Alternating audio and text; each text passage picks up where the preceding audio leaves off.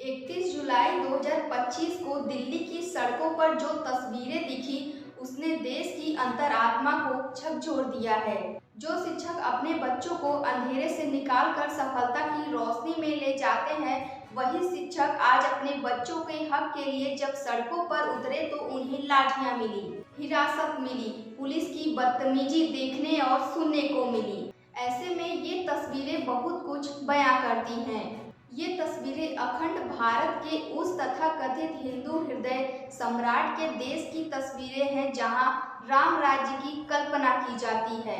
लेकिन फर्क बस इतना है, तब के समय में गुरुओं को सर्वोपरि माना जाता था, लेकिन अब के समय में गुरुओं को चरणों की धूल समझा जाता है।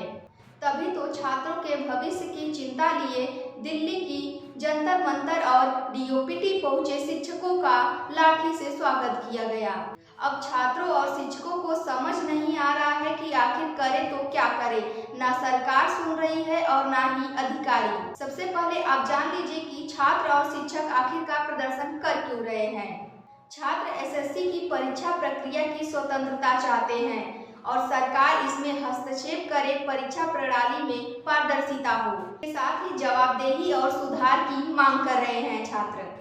डीओपीटी दफ्तर के बाहर छात्र और शिक्षकों की डिमांड की जा रही है कि एडुकेटी पर प्रतिबंध लगाया जाए। छात्रों की दूसरी मांग है कि परीक्षा और परिणाम की तारीखें तय की जाए। तीसरी मांग है नॉर्मलाइजेशन की प्रक्रिया में पारदर्शिता हो।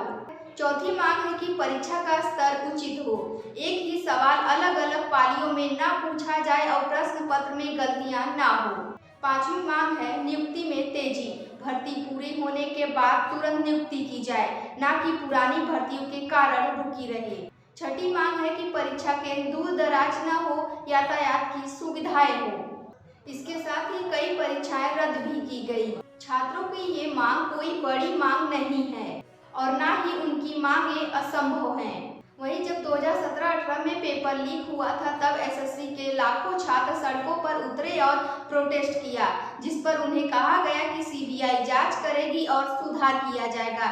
लेकिन अभी तक कुछ नहीं हुआ, ना कोई जवाबदेही और ना ही कोई व्यवस्था बदली।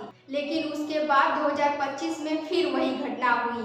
पेपर लीक होने के बाद लाखों छात्रों की उम्मीद टूट गई और अब फिर छात्र सड़कों पर उतरे हैं। क्या उन्हें न्याय मिल पाएगा या नहीं, और सरकार उनकी मांगें पूरी करेगी या नहीं, या फिर पिछले सालों की तरह इस बार भी उनकी आवाज को दबा दिया जाएगा।